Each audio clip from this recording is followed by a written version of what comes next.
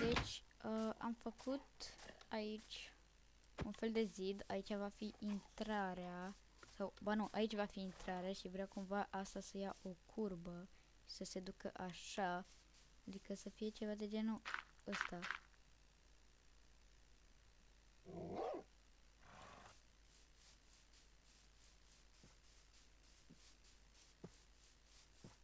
Hei. Ce? Ce?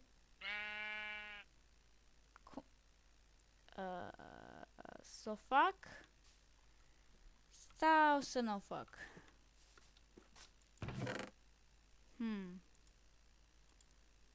Ok, hai actually să nu o fac. Yes. Dați să văd dacă mai știu să construiesc. Oh, da. Să craftez. Tu vei sta acolo. Apropo, vă place noul meu shield?